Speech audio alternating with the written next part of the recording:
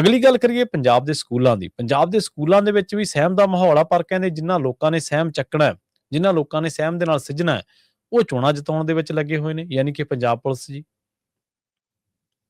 ਜੀ ਇਹ ਹੋਰ ਵੀ ਫਿਕਰਮੰਦੀ ਵਾਲੀ ਗੱਲ ਹੈ ਕਿ ਖੇਡ ਮੈਦਾਨ ਤੋਂ ਲੈ ਕੇ ਸਕੂਲ ਤੱਕ ਹੁਣ ਦਹਿਸ਼ਤ। ਬਿਲਕੁਲ ਸਹੀ, ਬਿਲਕੁਲ ਜੀ, ਸਹਿਮ ਹੈ। ਸਹੀ ਹੈ। ਜਦੋਂ ਖੜਕੂਵਾਦ ਦਾ ਦੌਰ ਸੀ ਤਦ ਕਹਿੰਦੇ ਜੀ ਕਾਲੀ ਹਨੇਰੀ ਝੁੱਲ ਗਈ, ਕਹਿੰਦੇ ਜੀ ਮਤਲਬ ਕਿ ਕਾਲਾ ਦੌਰ ਉਸਨੂੰ ਅੱਜ ਵੀ ਕਹਿ ਕੇ ਸੰਬੋਧਨ ਹੁੰਦੇ ਆ। ਪਰ ਮੇਰੇ ਨਹੀਂ ਜਹਨ ਚ ਕਿ ਕਦੇ ਕਿ ਇੰਜ ਸਕੂਲ ਦੇ ਬੱਚੇ ਵੀ ਕਦੇ ਟਾਰਗੇਟ ਬਣਾਏ ਹੋਣ ਕਿਸੇ ਜਾਂ ਇੰਜ ਧਮਕਾਇਆ ਹੋਵੇ ਕੁਛ। ਤੇ ਘੱਟੋ ਘੱਟ ਜੇ ਉਸ ਸਮੇਂ ਘਟਨਾਕ੍ਰਮ ਸੀਗੇ ਜੋ ਵੀ ਵਾਪਰਿਆ ਉਹ ਪੰਜਾਬ ਦੇ ਲਈ ਸਹੀ ਨਹੀਂ ਸੀਗਾ। ਅਸੀਂ ਕਿੰਨੇ ਸਾਲ ਪਿੱਛੇ ਧੱਕੇ ਗਏ।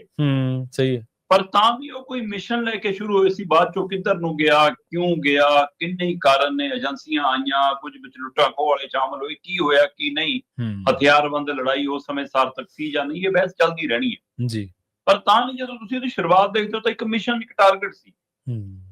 ਅੱਜ ਤਾਂ ਨਾ ਕੋਈ ਮਿਸ਼ਨ ਹੈ, ਨਾ ਕੋਈ ਟਾਰਗੇਟ ਹੈ। ਪੈਸਾ, ਲੁੱਟ ਖੋਹ, ਵਾਰਦਾਤ, ਹਥਿਆਰ, ਹੈ ਨਾ, ਗੋਲੀਬਾਰੀ, ਕਤਲੋਗਾਰਤ ਪਹਿਲਾਂ ਨਾਲੋਂ ਵੱਧ ਗਿਆ। ਸਹੀ ਹੈ।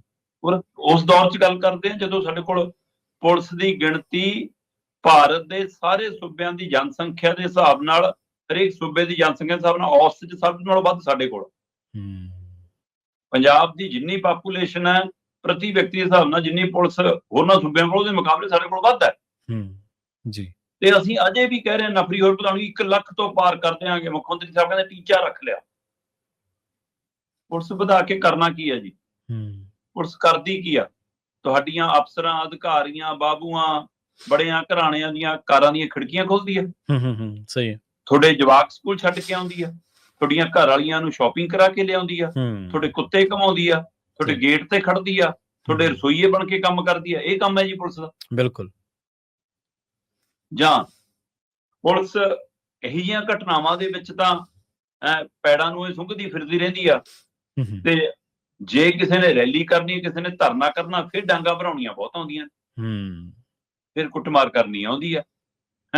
ਚੋਣਾਂ ਆ ਜਾਣ ਤਾਂ ਚੋਣਾਂ ਜਿਤਾਉਣੀਆਂ ਆਉਂਦੀਆਂ ਨੇ। ਬੈਲਟ ਪੇਪਰ ਕਿਵੇਂ ਫੜਾਉਣੇ ਨੇ, ਕਿਵੇਂ ਫਾਈਲਾਂ ਖੋਹਣੀਆਂ ਨੇ, ਕਿਵੇਂ ਦੂਜਿਆਂ ਵਿਰੋਧੀਆਂ ਨੂੰ ਪਿੱਛੇ ਰੱਖਣਾ, ਉਹ ਸਾਰੀ ਮਹਾਰਤ ਆ ਗਈ ਜੀ ਜੀ। ਉਹ ਸਾਰੀ ਲਿਆਕਤ ਸਿੱਖ ਲਈ। ਜਿਹੜੇ ਲਿਆਕਤ ਲਈ ਤੁਹਾਨੂੰ ਭਰਤੀ ਕੀਤਾ ਉਹ ਕੰਮ 'ਚ ਤੁਸੀਂ ਫੇਲ ਹੋ। ਹਾਂ, ਕਿਸੇ ਦੇ ਘਰੇ ਬਲਡੋਜ਼ਰ ਚੜਾਉਣਾ ਹੈ ਨਾ, ਤੁਹਾਡੀ ਕਸਟਡੀ ਚੋਂ ਕਿਸੇ ਬੰਦੇ ਦਾ ਐਨਕਾਊਂਟਰ ਕਰਾਉਣਾ ਹੈ, ਉਹ ਆ ਗਿਆ। ਉਹ ਤਰੀਕਾ ਕਰ ਹੈਗਾ। ਉੱਥੇ ਪੁਲਿਸ ਰਾਜ ਹੈ, ਤੇ ਜਿੱਥੇ ਪੁਲਿਸ ਰਾਜ ਦੀ ਲੋੜ ਹੈ ਉੱਥੇ ਤੁਸੀਂ ਭਗੌੜੇ ਹੋ, ਉੱਥੇ ਤੁਹਾਡੀ ਪਹੁੰਚ ਅਪਰੋਚ ਨਹੀਂ। ਸਹੀ ਗੱਲ, ਬਿਲਕੁਲ।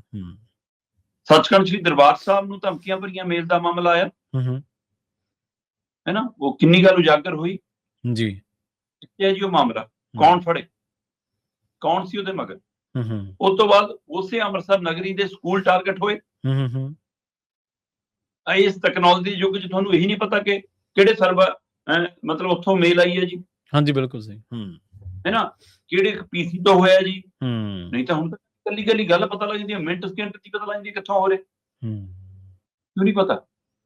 ਹਾਂ, ਤੁਸੀਂ ਲੋਕਾਂ ਨੂੰ, ਮਾਪਿਆਂ ਨੂੰ, ਵਿਦਿਆਰਥੀਆਂ ਨੂੰ ਇਹ ਯਕੀਨ ਦਿਵਾਉਣ ਦੀ ਬਜਾਏ ਕਿ ਕੋਈ ਮਸਲਾ ਨਹੀਂ ਗਾ, ਅਸੀਂ ਹੈਗੇ ਹਾਂ, ਸਾਡੇ ਕੋਲ ਇਨਪੁਟ ਹੈ, ਸਕੂਲ ਦੇ ਵਿੱਚ ਕਿਸੇ ਪੰਛੀ ਨੇ ਵੀ ਪਰ ਨਹੀਂ ਮਾਰਿਆ, ਤੁਸੀਂ ਬੈਠ ਕੇ ਕਲਾਸਾਂ ਲਾਓ, ਤੁਸੀਂ ਸਕੂਲਾਂ ਚੋਂ ਖਾਲੀ ਕਰਾਉਂਦੇ ਹੋ। ਸਹੀ। ਜਾਂ ਮਤਲਬ ਤੁਹਾਡੇ ਕੋਲ ਕੋਈ ਨਾ ਇਨਪੁਟ ਹੈ, ਨਾ ਟੈਕਨੋਲੋਜੀ ਹੈ, ਨਾ ਇਹਦੇ ਅਸਰ ਦਾ ਅਰਥ ਸਮਝਦੇ ਹੋ ਸੀ ਕਿ ਇਹ ਖਾਲੀ ਕਰਾਉਣ ਦਾ ਸੁਨੇਹਾ ਕੀ ਜਾਣਾ। ਸਹੀ ਹੈ। ਤੇ ਉਸ ਅੰਮ੍ਰਿਤਸਰ ਦੇ ਮਾਮਲੇ 'ਚ ਤੁਸੀਂ ਕਿਤੇ ਤਣ ਪੱਤਣ ਲਾਉਣ ਤੋਂ ਪਹਿਲਾਂ ਤੁਹਾਡੇ ਮੂਹਰੇ ਜਲੰਧਰ ਚੁਣੌਤੀ ਆ ਗਿਆ, ਫਾਰਮੂਲਾ ਉਹੀ ਹੈ ਤੁਹਾਡੇ ਕੋਲ। ਜਦੇ ਮਾਪਿਆਂ ਨੂੰ ਬੁਲਾ ਲਓ, ਜਦੇ ਸਕੂਲ ਖਾਲੀ ਕਰਾ ਦਿਓ, ਜਵਾਕਾਂ ਨੂੰ ਘਰੇ ਭੇਜ ਦਿਓ, ਸਕੂਲ ਬੰਦ। ਜਲੰਧਰ ਦੀ ਘਟਨਾ ਜੀ। ਸਹੀ ਹੈ। ਪ੍ਰਵੀਨ ਜੀ, ਮੈਨੂੰ ਦੱਸ ਦਿਓ ਕਿ ਤੁਸੀਂ ਸਕੂਲ ਛਾਣ ਲਏ, ਕਮਰੇ ਤਲਾਸ਼ ਲਏ, ਗੇਟ ਲੱਭ ਲਏ, ਸਾਰੀਆਂ ਮਸ਼ੀਨਰੀ ਲਾ ਲਈ, ਕੁਛ ਨਹੀਂ ਮਿਲਿਆ ਜੀ। ਕਹਿੰਦੇ ਤੁਹਾਡਾ ਇਹ ਕਹਿਣ ਨਾਲ ਬੱਚਿਆਂ ਔਰ ਮਾਪਿਆਂ ਦੇ ਮਨਾਂ ਚੋਂ ਸਹਿਮ ਨਿਕਲ ਜੂਗਾ? ਨਹੀਂ ਨਿਕਲ। ਜਦੋਂ ਅਗਲੇ ਦਿਨ ਅੱਜ ਜਵਾਕਾਂ ਲਈ ਸਕੂਲ ਖੁੱਲੂਗਾ ਤਾਂ ਉਹਨਾਂ ਨੂੰ ਉਸੇ ਕਮਰਿਆਂ ਚੋਂ, ਜਿਨ੍ਹਾਂ ਚੋਂ ਬੜੇ ਬਚਪਨ ਦੀ ਸੁਰਤਾ ਦੇ ਨਾਲ ਮਤਲਬ ਖੇਲ ਝੋਲ ਮੇਲ ਕਰਦੇ ਹੋਣਗੇ, ਅੱਜ ਉਹਨਾਂ ਨੂੰ ਉੱਥੇ ਹਰ ਚੀਜ਼ ਚੋਂ ਡਰ ਲੱਗੂਗਾ, ਆਪਣੀਆਂ ਬੈਂਚਾਂ ਕੁਰਸੀਆਂ ਤੋਂ। ਸਹੀ ਗੱਲ। ਉਹਨਾਂ ਨੂੰ ਜਿਹੜੇ ਮੈਦਾਨ 'ਚ ਜਾਂਦੇ ਆ ਆਪਣੇ ਖੇਡ ਸਮਾਨ ਤੋਂ ਵੀ ਡਰ ਲੱਗੂਗਾ। ਮਾਪੇ ਗੇਟ ਤੇ ਜਵਾਕ ਲਾ ਕੇ ਤਾਂ ਮੁੜ ਜਾਣਗੇ, ਪਰ ਮਨ ਉਹਨਾਂ ਦਾ ਉੱਥੇ ਹੀ ਰਹੂਗਾ, ਕੁਝ ਹੋ ਤਾਂ ਨਹੀਂ ਕਹੂਗਾ ਸਾਡੇ ਜਵਾਕ ਨੂੰ। ਸਹੀ ਹੈ, ਬਿਲਕੁਲ।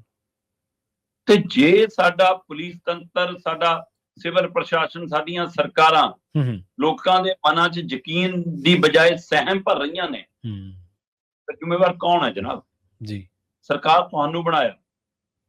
ਮੁੱਖ ਮੰਤਰੀ ਸਾਹਿਬ ਹਰ ਗੱਲ ਤੇ ਟੋਟਕਾ ਸੁਣਾਉਂਦੇ ਆ, ਚੁਟਕਲਾ ਸੁਣਾਉਂਦੇ ਆ, ਦੇਸ਼ਾਂ ਵਿਦੇਸ਼ਾਂ ਦੀਆਂ ਗੱਲਾਂ ਕਰਦੇ ਆ, ਪਿਛਲੀਆਂ 15-20 ਸਾਲਾਂ ਦੀਆਂ ਸਰਕਾਰਾਂ ਨੂੰ ਭੰਡੀ ਜਾਂਦੇ ਆ। ਉਹ 4.5 ਸਾਲ ਹੋ ਗਏ ਤੁਹਾਨੂੰ, ਤੇ ਆ ਜੋ ਕੁਝ ਪੰਜਾਬ 'ਚ ਹੋ ਰਿਹਾ, ਮੁੱਖ ਮੰਤਰੀ ਸਾਹਿਬ ਉਹਦੇ ਤੇ ਮੁੱਖ ਕਿਉਂ ਨਹੀਂ ਖੁੱਲਦਾ? ਸਹੀ, ਉਹਦੀ ਜ਼ਿੰਮੇਵਾਰੀ ਕਿਉਂ ਨਹੀਂ ਲੈਂਦੀ? ਸਹੀ, ਮੁੱਖ ਮੰਤਰੀ ਵੀ ਤੁਸੀਂ, ਗ੍ਰਹਿ ਮੰਤਰੀ ਵੀ ਤੁਸੀਂ, ਪੁਲਿਸ ਦੀਆਂ ਗੱਲਾਂ ਵੀ ਕਰਦੇ ਹੋ, ਗਿਣਤੀ ਵਧਾਉਣ ਦੀਆਂ ਗੱਲਾਂ ਵੀ ਕਰਦੇ ਹੋ, ਤੇ ਉਹਦੇ ਬਾਵਜੂਦ ਪੁਲਿਸ ਜਿੱਥੇ ਚਾਹੀਦੀ ਹੈ ਕਾਨੂੰਨੀ ਤੌਰ ਤੇ ਉੱਥੇ ਕੰਮ ਨਹੀਂ ਕਰ ਪਾਉਂਦੀ, ਔਰ ਜਿੱਥੇ ਲੋੜ ਨਹੀਂ ਉੱਥੇ ਧੱਕਾ ਵਧੀਕੀ ਤੁਸੀਂ ਕਰਾ ਰਹੇ ਹੋ। ਸੋ ਇਸ ਲਈ ਬਿਲਕੁਲ ਪੰਜਾਬ ਦੇ ਖੇਡ ਮੈਦਾਨਾਂ ਤੋਂ ਲੈ ਕੇ ਸਕੂਲ ਤੱਕ ਸਹਿਮ ਦਾ ਮਾਹੌਲ ਹੈ, ਆਮ ਲੋਕਾਂ 'ਚ ਫਿਕਰ ਦਾ ਮਾਹੌਲ ਹੈ। ਜਨਤਕ ਥਾਵਾਂ ਤੇ, ਭੀੜ ਭੜੱਕਿਆਂ ਥਾਵਾਂ ਤੇ ਜਾਣ ਤੋਂ ਲੋਕ ਡਰਨ ਲੱਗੇ ਨੇ, ਪਰ ਸਰਕਾਰਾਂ ਦਾ ਮਕਸਦ ਸਿਰਫ ਤੇ ਸਿਰਫ ਰਾਜ ਭਾਗ ਮਾਨਣਾ, ਵਿਰੋਧੀਆਂ ਦਾ ਮਕਸਦ ਸਿਰਫ ਤੇ ਸਿਰਫ ਛੇਤੀ ਤੋਂ ਛੇਤੀ ਸੱਤਾ ਹਾਸਲ ਕਰਨਾ, ਬਸ ਇਹ ਤੋਂ ਵੱਧ ਕੁਝ ਨਹੀਂ। ਲੋਕ ਪੈਂਟ ਠੇਕੂ ਜੀ, ਬਿਲਕੁਲ।